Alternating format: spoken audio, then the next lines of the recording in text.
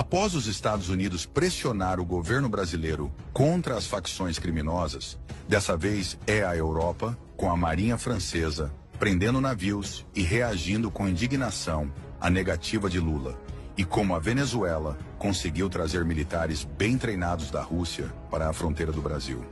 A interceptação de 2 barcos pesqueiros brasileiros carregados com mais de 7 toneladas de cocaína pela Marinha Francesa, na madrugada de 23 de novembro de 2025, próximo à Ilha da Madeira, no Atlântico Médio, não é apenas mais um golpe contra o narcotráfico transnacional. Representa um catalisador imediato para o endurecimento de pressões diplomáticas e econômicas sobre o governo brasileiro. A Operação Renascer, coordenada pela Polícia Judiciária Portuguesa e apoiada pelo Centro Marítimo de Análise de Narcóticos, MAOQN, resultou na prisão de 10 tripulantes brasileiros, todos sem antecedentes criminais declarados, mas agora sob prisão preventiva em território europeu. A carga, dissimulada em compartimentos falsos nos cascos das embarcações, que partiram de portos catarinenses não especificados, possivelmente Itajaí ou Navegantes, foi avaliada em 7 milhões de euros, equivalente a cerca de 48 milhões de reais na cotação atual.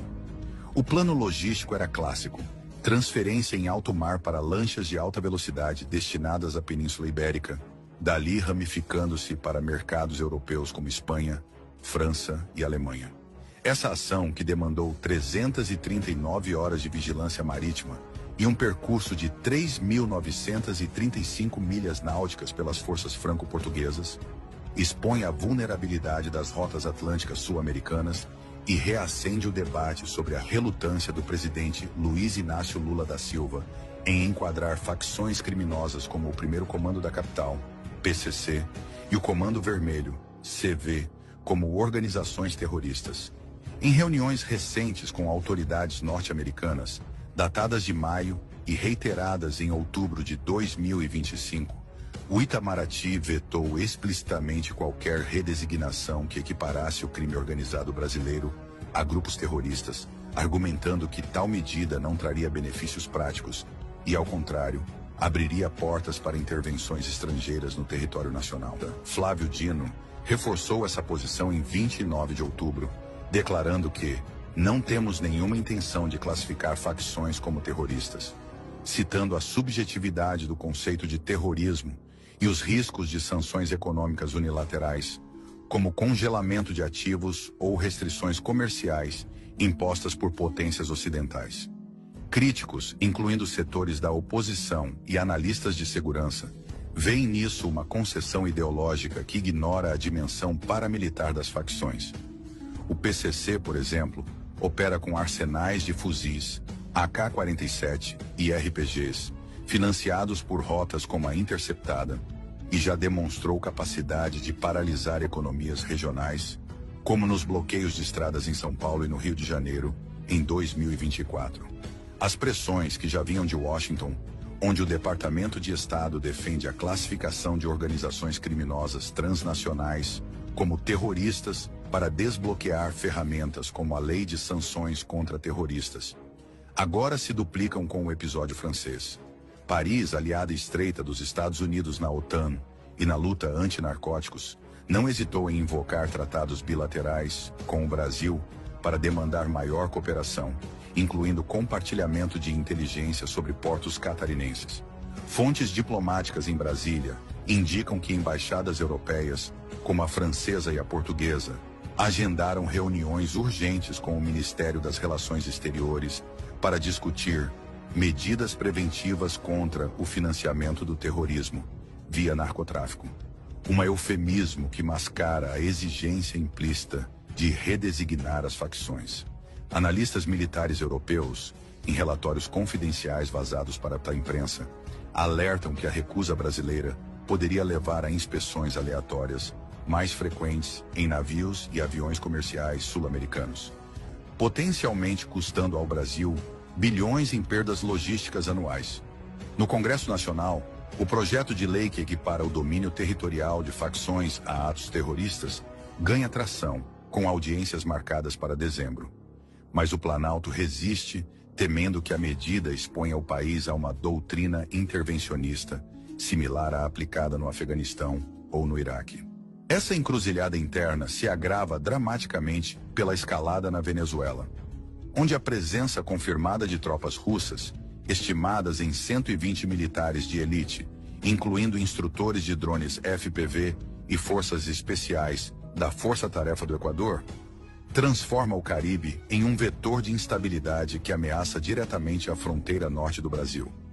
Inteligência ucraniana, corroborada por fontes do site The War Zone, identificou o general Oleg Leontovich Makarevich, um comandante com experiência de combate na Ucrânia, à frente de treinamentos que abrangem manobras de infantaria, operações de blindados, inteligência eletrônica e até o emprego de cães de ataque em ambientes de selva.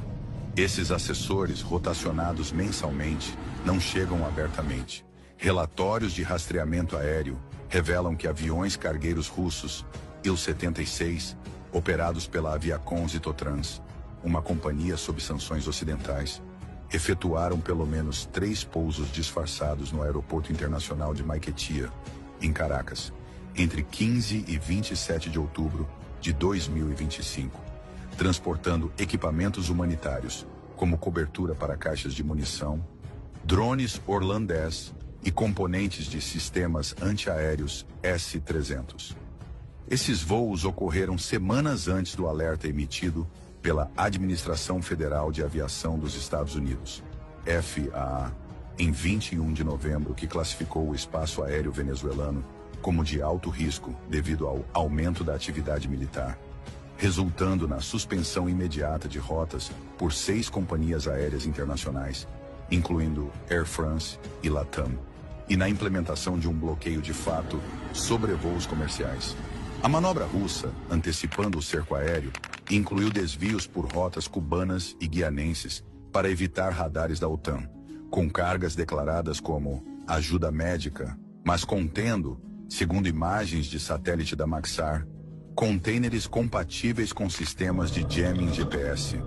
tecnologia que já causou falhas em sinais de navegação civil na região, forçando desvios de voos comerciais e elevando tensões com Brasília. Do ponto de vista analítico-militar, essa convergência de vetores, narcotráfico brasileiro alimentando facções que já infiltram rotas venezuelanas, e Moscou reforçando Maduro com expertise de guerra assimétrica, cria um flanco vulnerável de 2.200 quilômetros na fronteira Brasil-Venezuela, do Oiapoque ao Pacaraima. O exército brasileiro, com apenas 15 mil tropas efetivas na Amazônia Legal, enfrenta um risco triplo. Primeiro, o spillover de armas russas para o PCC via Cartel dos Sóis, a rede militar venezuelana que negocia com criminosos brasileiros. Segundo, um êxodo em massa de até 500 mil refugiados, caso de uma intervenção dos Estados Unidos, sobrecarregando Roraima e Amazonas. E terceiro, cenários de confronto indireto, como drones russos testados em território fronteiriço, violando o espaço aéreo brasileiro, similar aos incidentes ucranianos de 2022.